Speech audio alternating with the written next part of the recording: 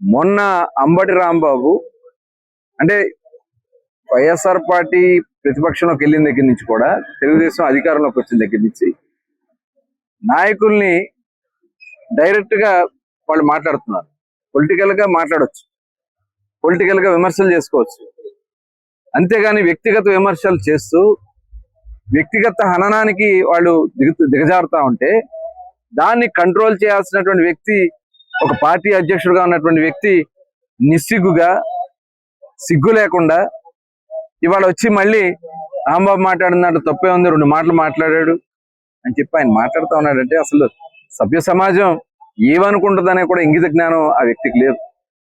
ఎలా ఉంటది? ఎందుకంటే సొంత బాబాయినే హత్య చేసి మరి ఇవాళ కేసులు కూడా వెళ్లకుండా, వాయిదాలకు కూడా వెళ్లకుండా తిరుగుతా ఉన్నాడు.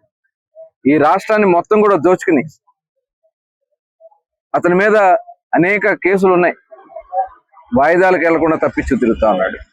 అంటే చట్టాన్ని నా ఇష్టం వచ్చినట్టు వాడుకోవచ్చు అనే ఆలోచనతో జగన్మోహన్ రెడ్డి ఉన్నాడు.